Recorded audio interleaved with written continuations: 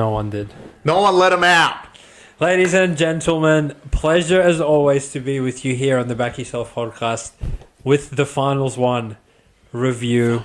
All 4 games done and dusted, and all 4 favourites have covered and won outright, which really was infuriating me until we needed one to pull through for us here at 6 p.m. on Sunday evening. And I do have the Bulldogs ambassador here with me one last time for the season, and he's got a big fat shit-eating grin on his face because one of them went his way.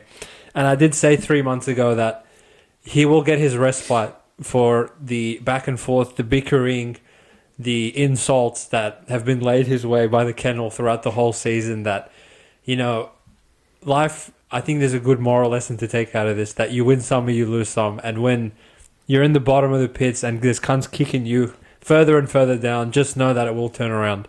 And punting is that way as well. But with that being said, Chris, welcome to the set.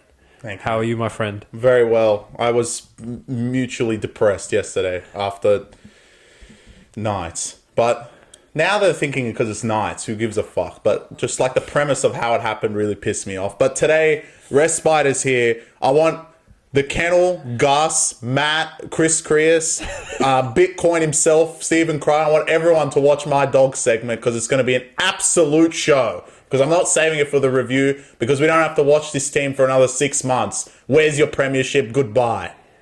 Well said, my friend. And I think that we're going to be taking these games in opposed viewpoints because I'm ready to defend everyone this weekend. And speaking of defending... Even these guys? Maybe. We'll have Why? We'll have to wait and see. But speaking of defending, there was not much of that happening in the first half at Bluebird Stadium from the Sydney Roosters. Shout out to you, Barnsey. That's if you even want one from this week. Because your team went there and got absolutely molested within the first 20 minutes of this game. You blink, and they quit. The scoreboard goes from 0-0 to 24-0. A valiant effort from the Roosters where they were robbed by Ashley Klein in the second half of potentially making this a ball game at 24-16 because he called the phantom forward pass for no reason. And the full-time score is 30-10 in this one. The total hits on the unders at 41.5. The Panthers cover the closing line of 8.5. They win 13+. And the Roosters will be going on to an elimination final next week against the mighty Manly Seagulls. Chris, talk to me about this one. Obviously, you came out... Well, we kind of both came out and said, Roosters, you shouldn't even show up. And it seemed that way to start this game, didn't it, Chris? Well, that was on the preview, I want to say, because towards game day, everyone was starting to shake at the fright of the Sydney Roosters through Sand and Smith. And to be honest, the second half was what I expected the Roosters to be. They won the half 10-6, which is, Roosters. But what the fuck was that first half? I mean, are they going to cop enough slack? I'm not going to give it to them because it's only we're only halfway past the actual dial. And obviously, my preview, I'm very one-sided. I'm biased. Who gives a fuck? Yeah, it's my podcast. I'll be biased. Next week is obviously, there's only one way I'm going with Roosters Manly. But look, what is concerning for the Roosters is that now they're 1-21 against these two teams. Literally, Tigers have the same record in the same span of time. It's not better. They haven't been in Melbourne. They're not that good. They might have one stupid time. No, I doubt it. I can't even remember back 5-6 years off the top of my head of have they beaten Penrith maybe one other time? They beat Penrith when Penrith quit in one of the Origin rounds. So they're actually 2. They have more wins than Roosters. It's incredible. If you actually go back, the only losers with maybe even less win than Roosters, I want to say, is Warriors. Souths have beaten them. More than once. Raiders have. Dragons did it Titans this year. Have. Titans somehow have. I think it's literally Warriors. It's literally just Warriors, yeah. Which we saw how awful they are this year. But literally every other team has beaten them at least once, if not more. So, and look, it actually is a mentality thing for these fucks. I actually genuinely believe they see them and they're like, fuck, we're going to lose. And, I mean, there's enough said about Trent Robinson from my end. So I'm not going to go out and kill him yet. They're not out. But literally, it's, in my opinion, their demise is a lot involved with how his leadership is of his team, because it clearly shows, especially in that first half, that they see the badge and that's it. It's done. And it's all right, you had that error with through Tupou straight away. And then, I mean, there's no reason to be down 24-0 at halftime. No reason. And you could argue that anyone in the top 8 would not be down 24-0 to Penrith. Penrith were insane. Trust me, they were insane. I get it. Roosters, I didn't expect you guys to win. I had written you guys off and you guys lost 13 plus. Fair enough. That first half wasn't the fact that Penrith were great. The fact that you guys didn't even show any resilience, anything on your own goal line to just let them walk through. I mean, Garner's try, wake up. Garner cannot be a second row. I don't care if it's Garner. I don't care if it's kick out. I don't care if it's Olakwatu. You cannot put him one-on-one with your halfback. That's just like normal, just rules of the NRL. That's just common defense. And you guys just let it happen. I mean, at that point, it was finished. The Luai try. I mean, where are you guys? There's no reason to have that poor of a goal line defense against the Penrith side, which we came out and said, look, they're 8.5. We don't know if they even can fucking score properly. And it didn't seem like in that first half. In the second half, I know you pulled it back, but literally at that point, Penrith literally mailed it in. They were like, they're never going to score 24, all goods. And they couldn't. They got to 10. Yeah, all right. They got the forward pass. And obviously, they're all going to say, oh, yeah, no, bro, if it was forward, the game could have changed. We could have been within 8. No. That first half, you did not deserve to win the game. You didn't even deserve to cover after that first half. Diabolical performance as far as I'm concerned. If only it wasn't for Sharks the next day, you guys would absolutely be executed on this podcast. But Sharks managed to do, on top of that, do even worse. So you guys get a break and we'll see you next week against Manly. Yeah, real interesting game, this one. Definitely was blindsided by the 24-0 scoreline. You would have thought having the Roosters players have heard all week that, oh, you can't do 1-20, you're 1-20, no one's giving you a chance, you're out to $3 head to head, you're 8.5, yada, yada, yada. That it was some there within them to go and really fire up for Trent Robinson and prove to the world that, look, we belong on this stage.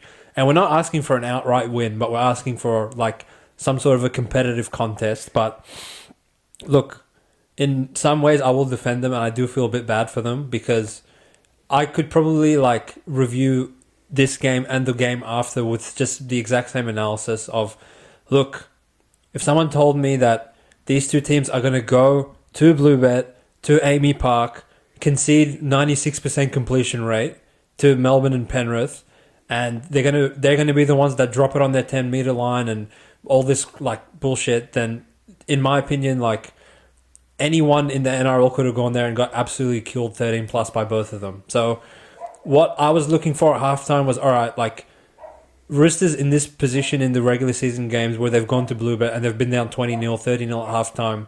Normally that carries on to 48-6 or 50 to fucking 0. And I was like, all right, if you guys like go out and do that, that's really bad. Like, I'll be genuinely concerned that you come to quit on Robbo. But the fact that they actually had a chance to bring it back to a point where if Klein doesn't call forward, technically they would be covering at that point down 24-0. I think that would give them some variation of hope heading into next week, knowing that Warrior-Hargreaves is back. Potentially, Victor Radley will be returning as well. And I will call Robbo out in this one aspect that I thought he made a huge, huge mistake by bringing Leniu off the bench in this game. It really was apparent very early on that the forwards missed the jump, and to concede in the 5th minute because Tupou dropped it, and obviously they shifted right. If anything, I can forgive the Luke Garner try because, all right, your second row is not there that normally would be there in Radley, and your halfback, you've just brought Sandon Smith out of God knows where. And those players don't have the defensive communication to normally look after each other in that way. Like, if there was anywhere that they would be vulnerable, it's Sandon Smith and Tupanoa. So I understand that. But for them to be so short 5 minutes into the game before they had to make a gazillion tackles, on Suwali and Tupou's side with Kiri there and Angus Crichton, that to me, I was like, all right, there's some lack of intensity there for these cunts to just 5 minutes into the game give To'o a wide open try. Now the second Panthers try was some garbage off the post. Maybe Iceman meant to hit it off the post, maybe he didn't. You can't put anything past him because he's just an absolute wizard with the boot in hand. Then they concede the Garner try.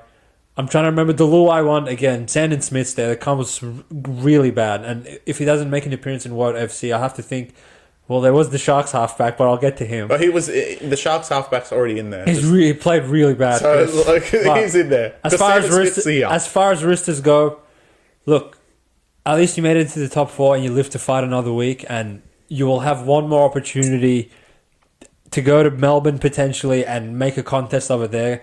The way the spreads are looking, you can't barely favourite to Manly, so I'm thinking you're going to go and be 10.5 in Melbourne, which if you don't cover that in the prelim game, then I will either you have me on record right now, Chris, because I'm giving them a pass for this loss. You're going to give both these teams Penrith were insane. It was legit looked like Penrith of old. I agree. And for them to go complete 95%, not make any errors, not give any penalties, no 6 agains. Iceman and Luai, I thought both had 10 out of 10 performances. Some of their early tackle kicks on third, getting it straight in the in goal, and you just see a wave of black ready to beat the shit out of Tedesco. I think Roosters were a little bit ill prepared in that way. I thought Robbo made a mistake. I thought Robbo made a mistake not starting Lenu. All I heard was this cunt's ready for war. And not only did you not start him, but at the point where it's 12-0, 18-0, and you didn't bring him on. Nat Butcher's on the field doing this, you didn't bring him on until 28 minutes into the game when it's 24-0. So I don't know what fucking war you want him to fight down 24-0, but it was too late at that point. So I will give them somewhat of a pass, but I'm on record, Chris. If they lose to Manly, I will come and strangle them on this podcast 10 times more than you. What? There's no way you're going to strangle them more than me. I will. There's no reason for your cunts to go lose to Manly. Who are lucky to even fucking be playing another week, in my opinion. Listen. And if they do get past Manly and they go and lose by 50 to Melbourne, then obviously I will come and nuke them as well. But as far as Friday night goes, I feel like the world will jump on both Roosters and Sharks. But looking at the way the games played out, there was really only one result happening for both of them. And Roosters, I will give you guys a pass for this game. Because you want to give Sharks a pass. Because you ran into an absolute buzzsaw. That Penrith team, I've seen better teams than you losers go there and get fucking slaughtered to that extent. And if Penrith are not going to set a foot wrong, then you're just going to get killed. So that's what happened. The fact that you at least didn't mail it in and throw in the towel and you made it somewhat of a contest with a spread at least, I was at least a little bit interested of, Roosters haven't come out and quit. And Penrith did not have to do much goal line D at all, but their goal line D is not what it used to be. For the old Penrith that held Roosters to nil, legitimately 0 points. But for them to come out and 5 minutes after halftime concede 2 tries, I was like, well, that's not really what I'm used to or expecting out of Penrith. So I also want to call out Angus Crichton was particularly awful in this game. Where's your fucking offloads, you gangster?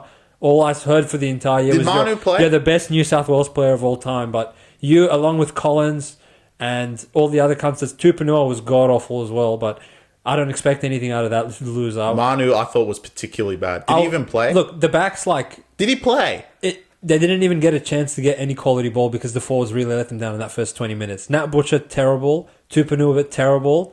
And Collins and Lenu and all the other boys just didn't really pull their weight. And Fisher-Harris... Martin actually outplayed Crichton tenfold.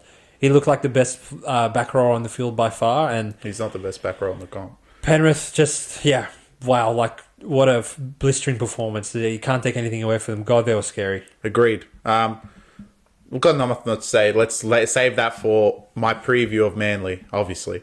Yeah. Manly Roosters. But I think that puts you might as well, in the next 10 minutes, just copy-paste what we said. Well, I'm going to make the exact same point, so you can tell me anything about Storm hosted the Cronulla Sharks down at Amy Park. They hosted them all right. You sure it wasn't Penrith playing Friday night as well? I mean, I thought these cunts would throw the footy around, make a few errors. Literally, Melbourne was like, Penrith, hold my beer. Hold my beer. Yeah, wow. I'll show you guys how to play footy. And fuck me. It was very impressive from Melbourne. Very, very impressive. Just like Penrith, incredible high percentage footy, holding the ball. And when Melbourne hold the ball, it's scary hours. And usually they don't. They like to throw the footy around, and that's where they get a lot of their points. But it was... Yeah, it was very Penrith, methodical, strangling of the Cronulla Sharks. But... It was like slow torture throughout 80 minutes, knowing that, these cunts would just... But... Sharks did hold them off. And... Anyone that wants to fight me. At the end of the day, Sharks lost by more than Roosters. So then don't get a pass. They're fucking retarded. But the first half, they did hold them off. And that's something the other fucking idiots couldn't do. And yes, you look at the second halves that Melbourne destroyed them like the second half, similar to the first half. Those two were very similar. First half of Penrith and the second half of Melbourne, very similar. But it's a big difference in my eyes. And it's not even the fact of me, like, obviously I like Sharks more than Roosters, but Sharks didn't go out there and quit. And I think that needs to be said. Obviously, they didn't win a finals game. Obviously, they lost 13 plus. They didn't cover the spread. Understandable. Hines was awful. They were awful. But as shit as they were, and they probably had a worse start than Roosters, is literally off the kickoff, gave Melbourne a dropout because Kennedy can't catch the ball, was shaking. They still didn't quit. And when Nickera scored right on the stroke of halftime, there were definite signs that, fuck, if Cronulla gets some ball, they can put points on Melbourne. And I don't believe anyone thought that at halftime with Roosters. No one thought Roosters would come back. If anyone thought the Roosters come back, put your comments below. But there was no way anyone thought, oh yeah, they're going to come back from 24-0 down. Not going to happen. But in that Sharks game, you're kind of like, well, if they nab one try, if they defend as well they were, you know what? They could get it over. But Melbourne, if you're going to complete 95%, just like Hussein said, are going to be brilliant. And Cronulla, I'm a little bit less pissed off at you cunts. You can't still piss me off because there's no reason to go to Melbourne, not cover 10 in a finals game, just like we're going to say about Roosters. So fucking wake up next week. But the first half was not awful. And for them not to throw in the towel in the first half, it was the complete opposite of what happened in the first game. That dropped the ball, gave Penrith the ball, and that's it. It was over for Roosters. Sharks gave them the ball, and they held them, got that try at the end to cut it back to 4, and you're kind of like, fuck, they're a shot. But Melbourne, incredible. It's sensational second half. And Sharks kind of threw in the towel in the second half, so similar to what Roosters did in the first half, it was carbon copy. And Sharks just like gave it away, been like, you know what, we're going to lose this finals game, we're going on to next week, which is not going to be easy because these fuckwits just throw the ball around, but I still want to say their first half was head and shoulders above the Sydney Roosters. Yeah, well, it was kind of like two opposite tales. In Roosters came out and just got blown off the park and then backdoored their way and sort of made it a contest at the end. And the Sharks came out, gave Melbourne literally the 10.5 may as well have been 4.5 because after kickoff, Kennedy drops it, they go short, don't get it, and then what a play from Melbourne. Yeah. Like, if I've kind of put myself in the player's shoes that if I saw like 2 meters away from the rock, Nelson coming in the first minute of the game, I would like put all my fucking players in front of him as well. And Munster just with the little show, the dummy, he puts it over 1 minute in. I was like, you know what? If Sharks were going to cover, I feel like they're going to cover through this anyway. So yeah, sure, it's annoying, but we'll learn about like what mindset these losers had coming into this game. Because if Sharks were actually as like mentally fragile as the people, like the public make them out to be, from that point forward, they would have just lost 50-0 because they would have been like, fuck's sake. Like, they were already down. We already fucked it up from here. Like, what the hell? But they actually scored next to make it 6-4, right? And then Melbourne just peppered them away. Sharks, after 10 hours, got a call, and Hines doesn't even fucking find touch, this stupid idiot. So, again, how deflating for these cunts that Melbourne has had like 65% of the ball. They've been on your trial on the whole game. You can't make meters. You're kicking from your 30-meter line every single tackle, every single end of set. And you guys are just hanging on. And then this loser can't even find touch. Like, God, that must be deflating. And then, obviously, like, Harry, for no reason, at 16-6 with 40 seconds left before halftime, strips the ball for no reason whatsoever. And Sharks just on last, Trindle calls Nickera underneath him, pops the ball up, and he scores under the post. And I'm like, 16-10 after all that, like, Sharks might win. 16-12. 16-12, 16-10, because Hines obviously couldn't kick the first conversion like a fucking inbred. What, they down 4? 14-10? No, it was 6-4. Yeah. From that point forward, I was like, all right, 16-10, like, we're on. We have a chance at least. And then it just wasn't to be. Like, I disagree, Chris. I actually don't think Sharks quit at any point in this game, but the petrol tank by the 70th minute, with the way Melbourne attacked them the whole game, was legit, like, below empty. Like, you would have needed fucking roadside assistance to get some fuel back in these cunts. And Melbourne, like, they had 37 to end this game, And genuinely, I believe that if they actually played a little bit more angry and gave Pappy and Hughes the ball more than just giving Munster fucking a hit up like he's in the front row. Because Pappy legit didn't have to do anything. Hughes, like, he took the line on one time and ran 60 meters.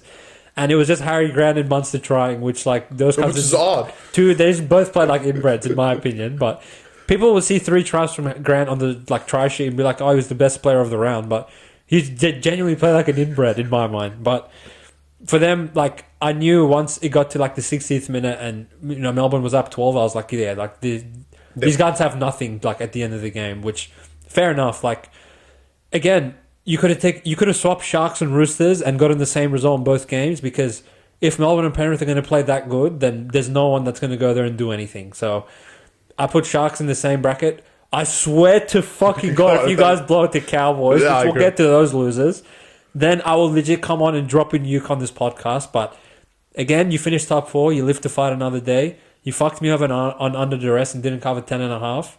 I thought you tried hard enough to cover 10.5, but Melbourne just took it out of your hands. They were fucking incredible. Melbourne and Penrith was like two of them. When I watched Penrith at halftime, I was like, that's the most fucked up finals performance I've seen in a long time.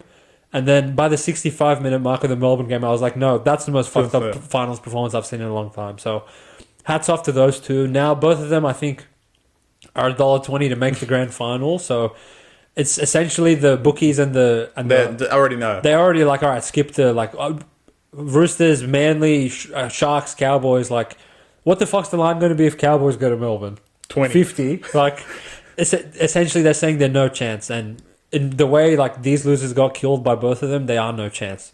So I'll give Sharks Penrith, sorry. I'll give Sharks a pass in this case, and live to fight another day. You live to fight another day. Again, you lose to Cowboys, I'll literally strangle you cunts alive. And if you beat Cowboys and then go to Penrith and lose by 50, I'll strangle you cunts alive. So both Sharks and Roosters are dead. Yeah. Yeah, I agree. They're going to die. Yeah, from my mind, like, I give them both a pass. The only way Sharks... which I feel like you kind of don't give them a pass as much as me for these round 1 games. No. Why so? What more could Sharks have done? Look, you gave yourself an opportunity at the start of that second half. And when Howlett dropped it and it was 16-10, genuinely... And what we've been...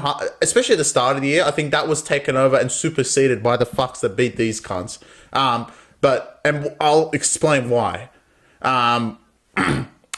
You had a genuine opportunity to score. And at the start of the season, Sharks were the best offense in the competition when they were 10-1. So, look, Melbourne was on another level, but their goal line, their defense has never been... It's Hines, bro. Did he even play? If they scored in that opportunity, you would be talking about a completely different game. And just not to score, Melbourne get the ball back, then they go score, then they score again, and that's it. It was over. It was a missed opportunity from Sharks. And I feel like them and Roosters was the same as well. Both missed opportunities when, in one case, Roosters, I knew they were going to miss it because it's Roosters, but they also had a missed opportunity. There's an opportunity to get yourselves into a prelim knowing on the other side how the fuck are Sharks or how the fuck... Even Sharks, this is their mentality. Roosters already lost. If you beat Melbourne that day, if you score that try and somehow beat them that day... You're literally walking to the grand final. Walking to the grand final. You're already there. Yeah, they're just not good enough. And look, it might be just a case they're not good enough. But there's little moments in the game. I think there was more in the Sharks game than Roosters. Roosters literally didn't have a chance, other than the forward pass. But even then, you only cut it to 8. Like, what the fuck's going to happen from that? They weren't going to win. Yeah. But Sharks had a genuine chance. And when Howlett dropped it, I was genuinely like, if Sharks score here, it's on big time. But... they just couldn't do it, and then the defense just let them down. They were tired, 2 minutes tackling. Yeah. 2 big letdown opportunities, in my opinion, especially in the case of Roosters and Sharks. The last 3 weeks, ever since you fucking idiots both lost that round. Yeah, well, that's the tale of the thing, right? It's been a tale of the same shit, so you deserve to go the hard way. This is why they pissed us off 3 weeks ago when Penrith blew at the Raiders, for no reason whatsoever, that you cunts had a prime opportunity to create a situation where Penrith... On Friday night, we could have seen Penrith v Melbourne, which would have been insane in hindsight, but instead we got 2 massacres. The possession was like distributed just sickeningly in both of these games. Melbourne, I want to say, ended it with like 62. Yeah. Penrith, probably the same garbage. to Sharks and Roosters' credit, when they both got down there, the limited fucking... They scored. Through the 3 times both of them got down there for the entire game, they actually both scored twice, which I thought was respectable. And had, in my opinion, Chris, you probably disagree with me on at least one of the games, but if possession was 50-50 in both of these games, I actually think both of the underdogs would have covered. But I'm not going to say both of them were the right side, because from the way that Melbourne and Penrith both attacked the games, you could argue that it wasn't on accident that these cunts had 60% of the ball. They worked harder, they made less errors, they kicked better, their kick chase was better, and Sharks and Roosters just made stupid errors for no reason. Kennedy's one to start the game. Like, wake up. Tupou, who's like supposed to be one of the most reliable cunts in the air for the past 10 years in the league. No one was even like... It wasn't like a contest of, he dropped it. He just dropped it for no reason. So, errors, they didn't defend their errors, and they were just playing uphill from start to finish, and that's why you get both the results that you got. It was one-way traffic in both games, and if anyone goes to these cunts and beats them in the prelim, I've seen everything, in my opinion. Well, we have to get through the 2 knockout games. The next one... I almost saw everything. I still have like 4 knives in my back, to be honest. It's all right, mate. I'll defend you. Cowboys hosted the Newcastle Knights. I just want to say, there's really not much to say in this game. Cowboys suck ass. There's plenty to say, mate. Say it with your chest. No. They suck ass. I genuinely think now the public knows their shit. And what they showed Saturday night was that they're really bad. And they literally got carved apart by one player. Yeah. One player. And it, like, non-existent. Literally, the defense. Non-existent. I mean, Gago catches that. We're talking about a completely different story. This podcast could be fucking in the crown right now if Knights had won that game. And they were 10 minutes away from winning it. And Cowboys end up covering because of some garbage. But as long as... Look, in my book, I want to first say, for all the slack you cop, Adam O'Brien... There is no reason to go and play the way you did. Yeah. And you guys played absolutely, I want to say, outstanding. Outstanding. They really did, yeah. And they did not deserve the result they got at all. They were outstanding for maybe 70 minutes, I want to say. The first 10 minutes of the second half, wake up. I don't know what you said at halftime, but anyway. Well, had everything dropped in. Yeah, exactly. But still, other than that, you were fantastic. And Cowboys were just... normal Cowboys. Throw the ball around, score, and literally this is all they do. So I think in the next week's preview, I would annihilate Sharks more than I would annihilate Roosters, because I know who Roosters are. Maybe you fucking idiots don't know who Roosters are, but I know what Roosters are. But Sharks are literally going to die in terms of what I'm going to say about them if they lose to Cowboys. Like, nothing's going to be held back with those fucks. But there's no reason to lose to Cowboys. Cowboys, there is no reason to be here at all. Yeah. You literally, if this was in Newcastle, you would have lost. 100%. If you play this game 10 times in a row, Knights would win 5 out of the 10 times, at least, if not more. I think you're selling them short. Maybe I'm selling them short. Cowboys are really bad. And I'm genuinely excited because I have one more upset alert in me. Because if Dogs won today, I wouldn't have, and I literally would have quit on the year. But I have one more in me, so that I could redeem myself next week. And it's not going to be Cowboys, so wake up. But literally, I think Cowboys were pitiful. Pitiful. Did not deserve to win by 10. 12. Good 12. Good luck to them next week. I hope Sharks annihilate this team. They do not deserve to be there at all. And I genuinely think Knights deserve to win this game. Maybe even by margin. They played exactly the way I thought they would. I knew they would come out strong. They came out strong. The last 10 minutes, it fell away from them because Gagai didn't catch the ball. Or Kalen didn't pass it to Gamble. And I'm not going to blame Kalen. He literally carved them apart. Cowboys end up in the semi-finals. Of course, the piece of shit team has to be there. Yeah. Cowboys were god-awful. Like, they were, in my opinion, worst performances...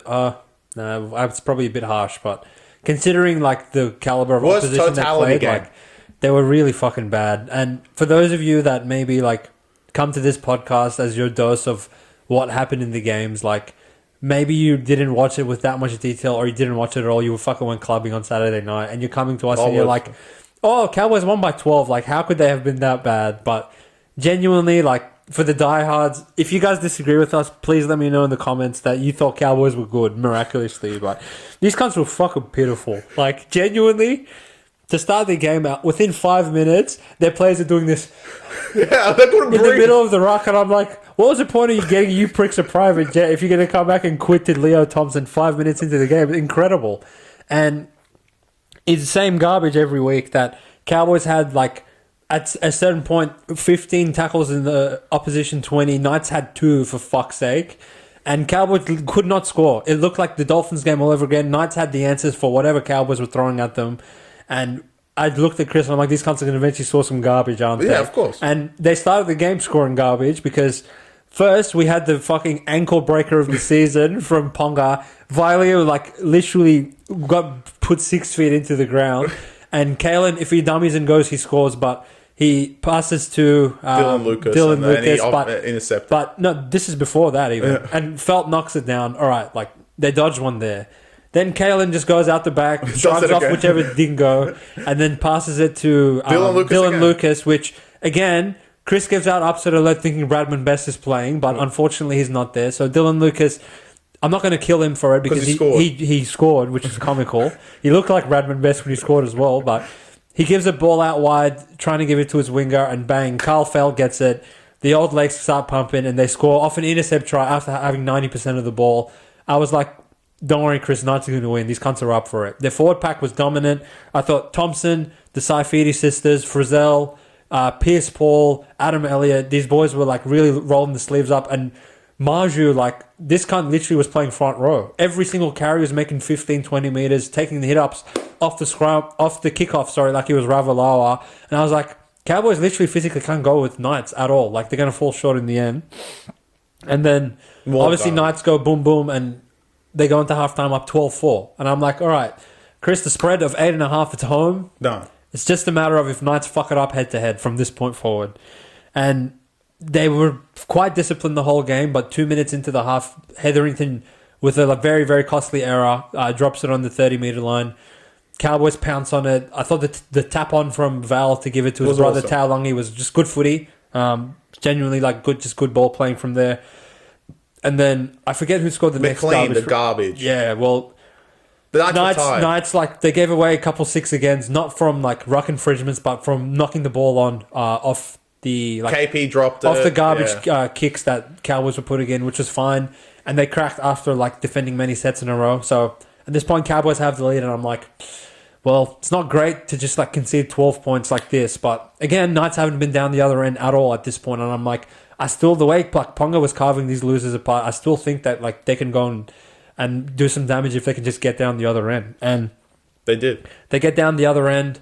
Pierce Paul, you can't bring him down with one man, so he's standing in the tackle, offloads it to Cogger, who gives it to Lucas. Lucas, I don't know why he didn't pass, but he didn't have to. He's Bradman Best. He scores, ties the game up.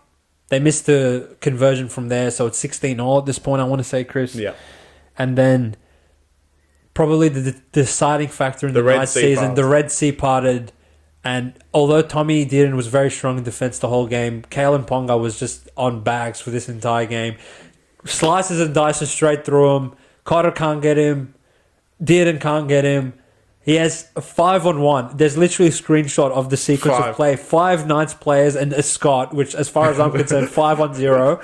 And he's looked inside and saw a gamble, and he's like, this cunt's too slow. Fuck this cunt. Which I don't blame him. And he just gives the ball to Gagai a bit low. Gagai unfortunately drops it. I feel like that would have sealed the game head-to-head for Knights at that point. If not the spread, definitely. But unfortunately, Cowboys have one more garbage try in them, and they throw the footy around on last, grubber it through, comes off Saifidi's leg into Ruben Cotter's hand. But no, it didn't hit Ruben Cotter's hand. It hits his fucking knee, and he goes through, and by the skin of his teeth gets there before Kalen does, grounds the ball. They go up 6 with about 5 minutes left, and Knights, they didn't even go short the inbred, so I don't know what the fuck they were thinking. And then from that point, Leo Thompson took matters into his own hands, smashed the shit out of Clifford, which, to his credit, got up straight away and played the ball, but it was pretty reckless. It was pretty bad, what the fuck were you thinking? And There's a sin bin. There's a sin bin. Knights are down. And Cowboys, I truly believe, are the only motherfuckers with 10 seconds left that would still throw the footy around and try and score against Knights for no reason to cover the -8.5 in the end, which I think, like, in hindsight, from the point that Kalen broke the line to the point where he did and scored to go up 12, I would say the +8.5 on Knights was probably one of the worst beats of the entire season. So at this point, like, I can't imagine a scenario or a world that we could just go out and, like, do this and be like, all right, take every favorite in the final series, -10, -10, -8, and they all just keep winning. So that's a good segue into today's game, Chris, where the Bulldogs opened the game at Pick'em, closed at probably $2.05, I would say the consensus was. Manly were about $1.77 with the line of -1.5, and looked like they were down and out for a minute there, didn't they, Chris? All right, Bulldogs. In your heart of hearts, you were shaking at 16-6. Of course. I mean, I thought it was over, and literally we needed an underdog, and I thought it was going to be Bulldogs, which would cap off the worst start to the finals we've had in a long time. But you know what? Bulldogs cracked under the pressure, didn't they? Finally.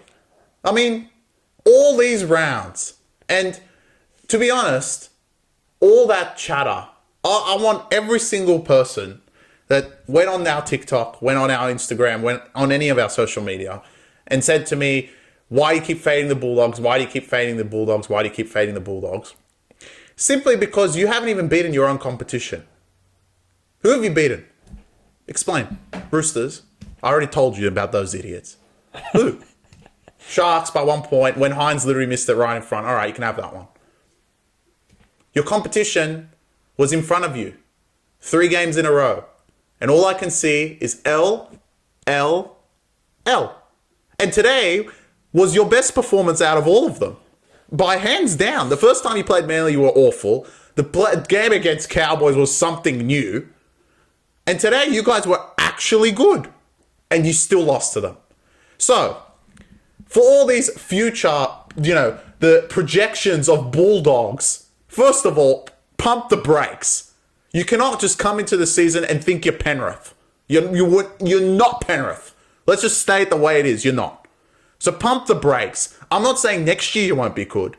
But this year was just, the biggest hoopla I've ever seen in my life. They're going to win the premiership. They're going to finish top 4. And slowly everything started to trickle away, right? Premiership went out the window. Top 4 went out the window when Sharks kept winning. And then, we're going to get a home final. You got the home final because you Manly lost to fucking Tigers. That was the only reason you played at Accor today. And other than that, your last 3 games just capped off your season. Mailed it in. And it literally felt like, and this might be like completely undermining Dogs, as soon as you cunts realized you couldn't make the top 4, that's it. There was no reason to lose today. You guys were the better team. I'm not going to give it to Manly. Manly were awful. Manly literally couldn't play worse. Tigers beat them when they played like that. And you guys just cracked under the pressure. Manly sticking around. You never got more than 10 points in front of them. And then, in the last 20 minutes, the Manly offense, which I said from fucking round 14, they're the best offense in the competition, pulled out 2 miraculous plays to end your season. The first one from the scrum, I thought was going to be one of the finals tries of the year, but it was superseded by their own try 5 minutes later in the best last tackle run play where they could not make 1 meter from their own line. Turbo on the inside, Garrick for no reason in the middle of the park. They spread it out wide, and To'o Kola, you played awful for maybe 70 minutes of that match, but you were there for your speed and your ability to get through the line. And literally when you got the ball, it was like, this is my moment. I'm going to go fucking score. And you split all 3 Dogs players, went over and scored. Garrick, absolutely cold-blooded. Any other fuckwit, just like Kalen the day before, would miss that kick. Ice in your veins. You put it over, and that was it. Don't know why Dogs kept going for the 2-pointer. Yeah, they were unlucky. I understand it's Burton. He has a big boot, but literally in that type of scenario, there's not many players that would kick a 2-point field goal. You got to think of like Cleary to kick something like that. Or I can't. The bloke on the other side. Or the bloke on the other side, maybe Cherry Evans. But Even in those moments, Cherry Evans hasn't been able to do it. So, like, literally, you got to think you're that sort of player. And obviously, Dogs will feel like, oh, if it was a little bit longer, it was on track. Like, it's getting it over is a different ball game. And you shouldn't have even got to that point. And the errors, the stupid penalties, letting Manly back in the game, literally, you shot yourselves in the foot. I'm very glad you did, because I'm happy you guys have gone home. Because I know next week you would produce the same fucking garbage and let Roosters walk over. At least there's a part of me that's like, all right, Manly know they played awful. Manly can play a lot better. Let's see what Roosters can do against it. And Manly next week, let's hope, touch wood, Saab does come back as well, which will really scare them, because the speed of Saab is really annoying for Roosters. And let's just hope next week's a spectacle. But as far as I'm concerned, I'm very glad the Bulldogs have gone home. It wasn't 9-0 to start your home in 3 weeks ago, and now you're 9-3. 3 home losses in a row against your own competition. You can only sit and say, you guys had high hopes, you had a great season, but sayonara, piss off, laters. Yep. I want to start off, I think Chris already gave the relevant shout-outs earlier to Chris Creas, Matt, the Kennel, Bitcoin himself, Kobe Sexton, aka I didn't say Soraldo. The next Andrew Johns, Cameron Soraldo, the next coming Kurt up. Man, I hope you're healing all right. Kurt Man, if we would have played, maybe it would have been a different result, and Penrith and Melbourne would be shaking. Who else is there? Matt Burton, the greatest kicker of a football Jerry of all time. Jerry, thank you for dropping in the last 3 minutes. But I will say there's optimism around the corner for the Bulldogs. Of course. They had a cracking season. They went down with their Zord on their shield, and they did fall short in the end, but I thought they were the better team today. They really took it to Manly physically for 70 minutes, but maybe the bright lights got to them in the last 10 minutes. Maybe the pressure of knowing Manly was coming for their ass got to them in the end, but I feel like if they had been in these moments a little bit more collectively as a unit, as opposed to just maybe Critter and Burton and Kickout have been there in finals games, Marnie as well, but the supplementary pieces kind of fucked them over. Carraz has been so good in the air for the entire season. He drops it into Olakau'atu at the end.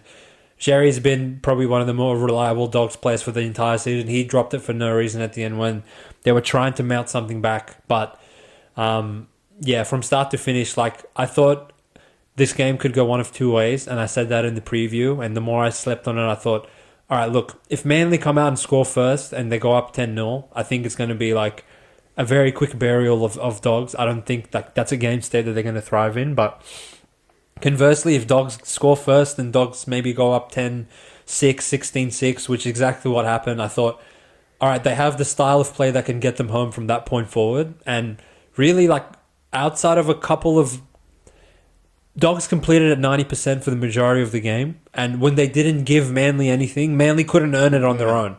They were not making meters. They were kicking from their own 40-meter line. Same garbage from every other Dogs win that they've had this whole season, copy-paste.